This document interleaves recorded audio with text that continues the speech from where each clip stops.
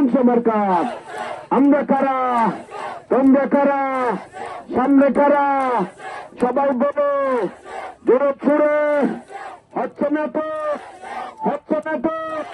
চিল্লাই বলে আমরা কারা ইনশাআল্লাহ ভারত তারক জিতে যাবে সবাই বলে জানিয়ে দি বুঝিয়ে দি শিখিয়ে দি ইনশাআল্লাহ হয়ে যাবে মার্কা আছে স্লোগান হবে মার্কা আছে ও কোন মার্কা আমরা কারা তোমরা কারা সামনে কারা সবাই বলো জোরে ছুড়ে হচ্ছে না তো চিল্লাই বলে আমরা কারা ইনশাআল্লাহ ভারত তারক জিতে যাবে সবাই বলে জানিয়ে দি বুঝিয়ে দি এই দেশে যাতে আর কোনোদিন ফ্যাসিবাদের উৎপত্তি না হয়, অগণতান্ত্রিক শক্তির উৎপত্তি না হয় এবং স্বৈরতন্ত্রের কোনোদিন যেন উৎপত্তি না হয়, সেরকম একটি সংবিধান আমাদেরকে সংশোধনী আনতে হবে। সেরকম গণতান্ত্রিক প্রতিষ্ঠানগুলোকে শক্তিশালী করতে হবে, যাতে করে এই গণতান্ত্রিক প্রতিষ্ঠানগুলো গণতন্ত্রকে পাহারা দিতে পারে, সাংবিধানিক প্রতিষ্ঠানগুলো গণতন্ত্রকে রক্ষা কবচ হিসাবে কাজ করতে পারে। সেজন্য আপনাদের প্রতি আমার অনুরোধ, আগামী দিনের যে নির্বাচন, এই নির্বাচন হচ্ছে বাংলাদেশের বাক বদলে দেওয়ার নির্বাচন, আমাদের আপনাদের সবার ভাগ্য পরিবর্তনের নির্বাচন। এই দেশের সবাই সাম্য, মানবিক মর্যাদা এবং সুবিচার চায়, সেটা প্রতিষ্ঠা করার নির্বাচন আগামীর নির্বাচন। অনেকেই প্রশ্ন করতে পারেন, আপনারা প্রতিদ্বন্দ্বিতা করছেন কাদের সাথে, তাদের বক্তব্য কি, তাদের কর্মসূচি কি? আমি জানি না তাদের কর্মসূচি কি, কিন্তু তাদের বক্তৃতা বিবৃতি যা দেখা যায়, সেখানে শুধু ধর্মের নামে তারা রাজনীতি করতে চায়, ধর্মের ওসিলায় তারা ভোট চায়। আমরা সবাই নিজ নিজ ধর্ম পালন করি, এখানেও বোমাবিলছড়িতেও আমরা হিন্দু, বৌদ্ধ, খ্রিস্টান সবাই আছে, মুসলমান আছে। এদেশের শতকরা 90-92% মানুষ মুসলমান। আমরা যার যার ধর্ম স্বাধীনভাবে পালন করি, যার যার উপাসনালয়ে স্বাধীনভাবে যাই।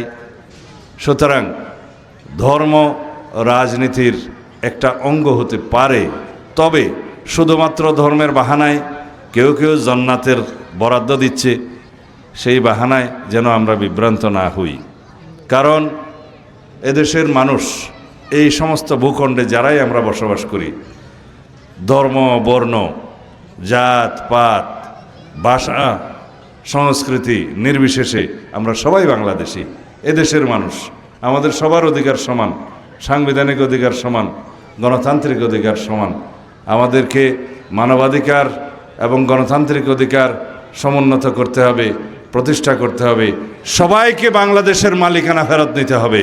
এই মুক্ত, স্বাধীন, গণতান্ত্রিক পরিবেশ আনার জন্য আমাদের সন্তানদের রক্ত দিতে হয়েছে, শত সহস্র জীবন দিতে হয়েছে।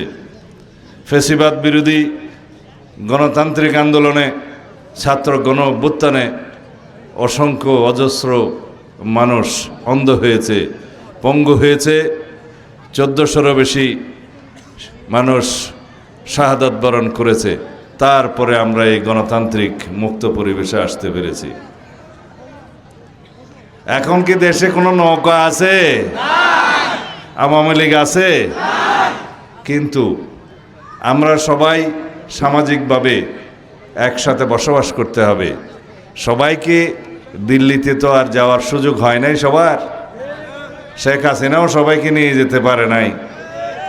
যারা আমাদের ভাই বন্ধু আছে, বিভিন্ন সময় বিভিন্ন দল করেছে বা এখনও করছে, এটা তাদের স্বাধীনতা, করতে পারে। কিন্তু আওয়ামী লীগ কোনো রাজনৈতিক দল নয়, এটা একটা গণহত্যাকারী, ফেসিবাদী একটি মাফিয়ার শক্তি। কোনো রাজনৈতিক চরিত্র আওয়ামী লীগের ছিল না। কিন্তু আমরা যারা এখনও পর্যন্ত দেখি যে আওয়ামী লীগের প্রতি সহানুভূতিশীল, তাদের প্রতি অনুরোধ, আপনারা বাংলাদেশের পক্ষের শক্তির সাথে থাকেন। কারণ আওয়ামী লীগ কখনো বাংলাদেশের অস্তিত্বে বিশ্বাস করেনি। তারা এই দেশকে ভারতের করদ-রাজ্যে পরিণত করতে চেয়েছিল। অবশেষে তারা গণ অভ্যুত্থানে পালিয়ে যেতে বাধ্য হয়েছে, আশ্রয় নিয়েছে তাদের নিজের দেশে, ভারতে, দিল্লিতে। সুতরাং যারা আগে আওয়ামী লীগ করতেন তাদের নিশ্চয়ই ভুল ভেঙেছে। তারা বাংলাদেশের স্বাধীনতায় বিশ্বাস করবে, বাংলাদেশের গণতন্ত্রে বিশ্বাস করবে, এটা আশা করি। তো সুতরাং বাংলাদেশের শক্তির পক্ষে আপনাদের থাকতে হবে।